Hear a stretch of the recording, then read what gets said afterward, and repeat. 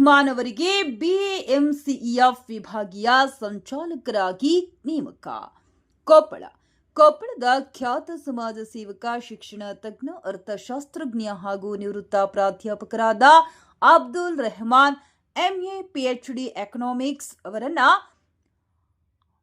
All India backward SC ST OBC and ಮಿನಿಟರಿ communities employees federation ಸಂಸ್ಥೆಯ ಕರ್ನಾಟಕ ರಾಜ್ಯದ ಗುಲ್ಬರ್ಗಾ ವಿಭಾಗೀಯ ಸಂಚಾಲಕರಾಗಿ ನೇಮಕ ಮಾಡಲಾಗಿದೆ. ಬಿಎಎಂಸಿಎಫ್ ಕೇಂದ್ರ ಕಾರ್ಯಾಲಯ ನವದೆಹಲಿ ವತಿಯಿಂದ ಹೊರಡಿಸಲಾದ ಅಧಿಕೃತ ಆದೇಶದ ಪ್ರಕಾರ ಈ ನೇಮಕಾತಿ ಮಾಡಲಾಗಿದೆ.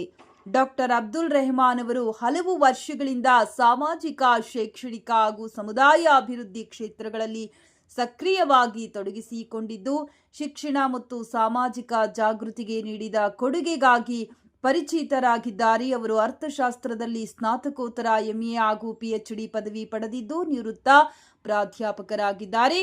ತಮ್ಮ ನೇಮಕಾತಿಗೆ ಪ್ರತಿಕ್ರಿಯಿಸಿದ ಡಾಕ್ಟರ್ ಅಬ್ದುಲ್ ರೆಹಮಾನ್ ಅವರು ಬಿಎಎಂಸಿಎಫ್ ಸಂಘಟನೆಯ ಉದ್ದೇಶಗಳನ್ನು ಸಮಾಜದ ಎಲ್ಲಾ ವರ್ಗಗಳ ಜನರಿಗೆ ತಲುಪಿಸಲು ಹಾಗೂ ಸಾಮಾಜಿಕ ನ್ಯಾಯ, ಶೈಕ್ಷಣಿಕ ಸಬಲೀಕರಣ ಮತ್ತು ಸಮುದಾಯ ಅಭಿವೃದ್ಧಿಗಾಗಿ ಶ್ರಮಿಸುವುದಾಗಿ ತಿಳಿಸಿದ್ದಾರೆ.